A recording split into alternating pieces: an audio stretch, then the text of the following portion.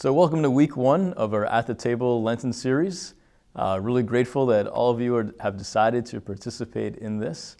For the next coming weeks, we're going to have a series of different teachers and speakers, and we just invite you just to lean into it as much as you can.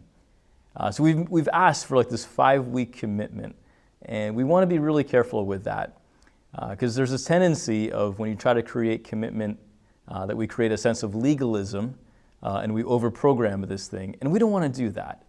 But we do want to encourage each other to give up a bit of their schedule, a bit of their privacy, a bit of the whatever it takes to get us into this moment type of a thing, because we really believe in that sacrifice. There's joy on the other side of it. So we welcome you to this At the Table series, and we just hope that you can come along for as much of the ride as you can, and that you'll find it to be worthwhile as you gather in community. So we're going to be beginning in John chapter 13, and John chapter 13 begins this very famous scene of Jesus and the disciples in the upper room. And we all have these different ideas of what this upper room looked like, who all was there, how many people were actually there, and was it really the Passover feast, or was it the day before the Passover feast, and all these types of things. I actually got to go to Israel in the late 90s when I was a college student, and I got to go to the upper room, if you will. And I remember like walking up these long stairs and getting in the room and just like discovering like how big this room was. It was more than plenty big for 12 disciples and Jesus. And that has led some people to think that maybe that it wasn't just the disciples gathered there, that it was a whole bunch of people, it was a crowd of people, maybe their families, maybe other disciples, and who knows exactly what happened. Now, in that upper room, I probably wasn't in the actual upper room because, there's been a series of earthquakes and other, destructions of Jerusalem. So, but this was a representation of the upper room. And I think as we use our imagination to see to think what may have actually happened in this upper room, it's nice then to think of this as a representation of what may have actually happened in our imaginations.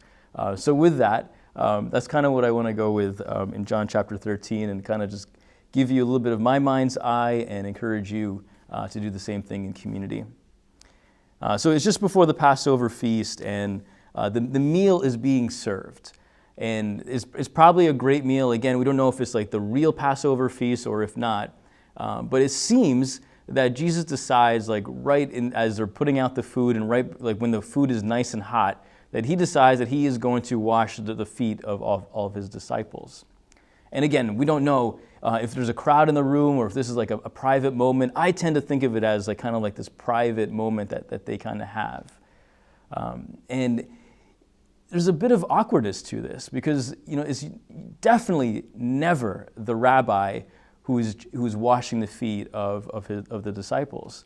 That job, as you probably know, is always reserved for a servant. And so there's all this I'm not sure if we should do this. And Peter puts up a little bit of a protest when it comes to this. And he's like, you can't wash my feet, Jesus.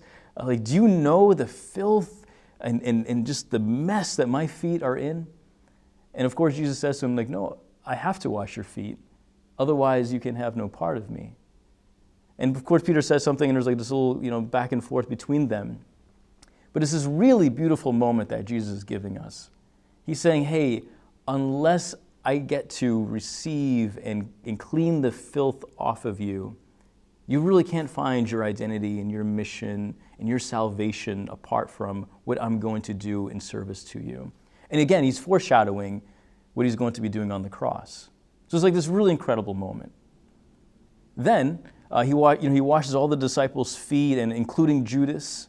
I can only imagine that this is a process that's taking a little bit of time, probably longer than it should. I'm guessing there's tears. I'm guessing it's a very moving moment. I'm guessing the disciples whose feet have already been washed are kind of just reflecting on it. Maybe they're exchanging encouraging words to each other. Maybe there's like forgiveness being exchanged to each other. And it's one of those things too where you're like, where is this going? Because we're supposed to be eating the Passover meal. Right after that, you would expect Jesus to continue with the second half of the chapter, which you guys as a group can look at after the video. But you would expect Jesus then to say, hey, just as he says, just as I've done this for you, do this for others and love one another. But in between that, there's something that's really surprising that happens. In between the do this and serve each other as I have served you, there is this like record-scratching moment that Jesus says, one of you is going to betray me. Now, it's like in this incredible moment that they've just all had, like, how can you say such a thing? They're all looking at each other like, I mean, I can't imagine anyone in this room betraying Jesus. I mean, especially not after this. I mean, we recognize how much he loves us. And so, like, other Gospels kind of point this out, where, like, the disciples are, like, asking each other and Jesus, like, is it me? Is it me? I mean, I can't imagine it being any of us. I hope it's not me. And so one of the disciples says to another, Peter says to the other, ask him who it is. And so this person asks, Jesus, who is this person? And so there's this other interesting moment where Jesus takes the bread, and I used to think of it as like, you know, like the bread that like they give you like at a restaurant, like the worthless bread, the extra bread, the bread that you can always get like extras of, you know, like that type of bread. But this bread was probably part of the main dish. It was probably used instead of like a fork. It was probably like used like to pick up the meat. And it was part of the tradition like to take this first piece of bread and give it to a very distinguished individual, a guest of honor, if you will. So it's in this moment that Jesus takes the bread and he gives it to Judas. And he says, whatever you're going to do it quickly. And I wonder what that moment must have felt like for Judas.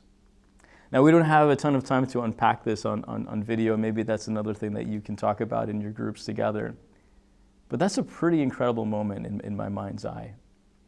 And I wonder about that, like if I was a recipient of that, or if I was one of the people who had, one of the disciples who had his feet washed as well. Like what comes to mind with that? So after this, the disciples are gathered and they're probably wondering what is going on. And Jesus says to them, love each other the way that I'm showing you this love. Serve each other the way that I'm serving you. And more of this is going to make more and more sense to you as the days goes on, but you have to point back to this moment and use this as a reference because this is a lot of symbolism that is going on here. So I wonder a good bit about that in retrospect. It was started out as like this, it was just supposed to be a meal. It was started out as this, just washing of feet, like this really kind thing. It was started out as all these sorts of things that didn't really mean a whole lot then, that have just for centuries and now 2 millennia have carried over and have spoken incredible things to us today. Man, there is something to be gained from being at the table. So in your groups, we encourage you to process some of this out. Maybe the first question you can ask each other is, what strikes you the most in this passage? What do you find most compelling? What are you being drawn to? And share that with each other as part of your gift and as part of your Lenten journey. Thanks for being a part of this.